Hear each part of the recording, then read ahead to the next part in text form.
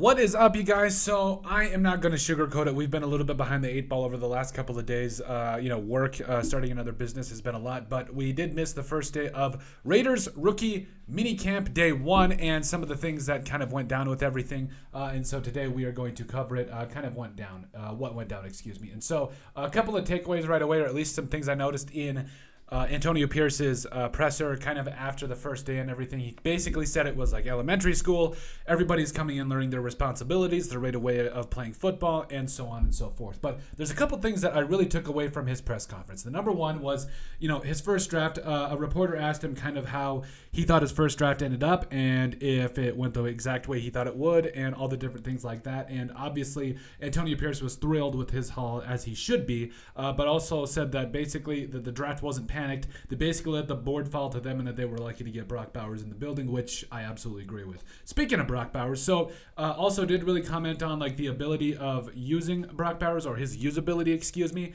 And really the ways in which they could use him, as an H-back, as a tight end with Michael Mayer on the other side, and plus just as another weapon for Aiden O'Connell or whoever is going to be the quarterback moving forward. And so, I think that speaks a lot to, what he thinks of Brock Bowers, but also just the idea of what he can bring to this offense because, yeah, he's going to be a playmaker, and I think he's going to be an absolute stud for you. He also really did go and bat for Aiden O'Connell, which I really respect. Really brought up the last 4 games in which I believe the Raiders went like 3-1 or something like that, and they really showed what they could look like moving into 2024 with a defense that doesn't play like a bottom 15 unit, that plays like a top 10 unit, and plays with a quarterback that doesn't make mistakes, has a good running game and a respectable offensive line and some weapons, and you can win some things. You can make some things happen. And so Aiden O'Connell really did go to bat for him and said that basically he has earned the starting spot there at quarterback, which, again, I'm all for. I definitely agree with that. I think that he's in a spot where it really is your job to lose. I'm not trying to be, a jerk per se, but it is your job to lose if you're Aiden O'Connell. You have to go in, you have to make plays, and you have to find a way to come away and show that, bringing in a guy like Gardner Minshew, he is just going to be your backup. And so I really respect that, and that says a lot from a coaching perspective of where if you're a coach, you really stand behind your quarterback and really make it happen from there. And so,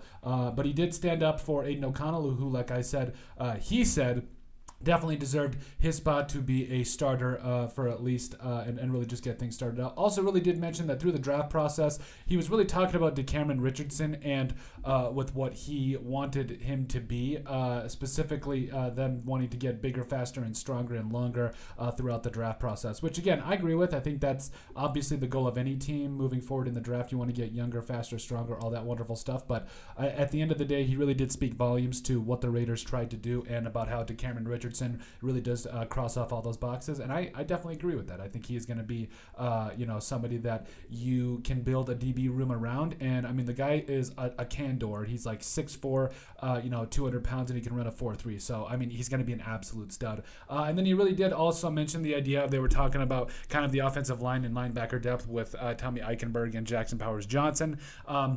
Kind of about how no bad days, like there's no excuses in this whole thing. And so, I think it really did kind of come back and show the mentality that Antonio Pierce does have for this football team, and I'm really excited about it. Now, as far as impressions from minicamp, what's the difference, Colton, between takeaways and impressions? Well, when you actually look at what some of the beat reporters were coming out with in terms of what happened during camp, I think you're going to be excited. So Jackson Powers-Johnson, he's that, well, obviously we'll get into him second, but Brock Bowers is explosive. He is that guy. He's going to come out, and I think he is going to be he could potentially be a 100-catch guy in his rookie year, and at least he might even be a double touchdown type of year that he might have with the Raiders. That's just how explosive he is. That's the kind of mismatch he creates for your offense.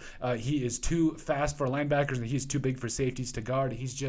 I love it. I absolutely love it. Also, Jackson Powers-Johnson played exclusively at left guard, which is where Dylan Parham played. Definitely something to keep in mind. Basically, he threw a trainer basically off the field. Like, it was incredible. Like, he just came off and just annihilated somebody, and I think that's kind of what you're going to expect from Jackson Powers-Johnson. Also, Carter Bradley, the UDFA, coming up out of South Alabama, by the way. His dad is Gus Bradley, if we haven't mentioned it. He was balling, and I think that's just an example of a guy coming in with hopes of making a roster, making an impact, and I do think that you're going to really want to keep an eye on him. Maybe not necessarily being a starting quarterback or really even a backup, but at least being a practice squad guy and seeing where it goes from there. He did connect with Ramel Keaton, who we had kind of talked about in our UDFA video. But overall, pretty exciting stuff starting out for the Raiders. First day of minicamp, rookie minicamp is really out of the way. We'll have another video up tonight talking about, hey, this is day 2, what's going on, and all that kind of stuff later on tonight. But overall, let us know what you guys think about the takeaways and our reaction to Raiders rookie minicamp for day 1. Make sure you guys like, comment, and subscribe down below, all that wonderful stuff. And we'll see you guys in the next video.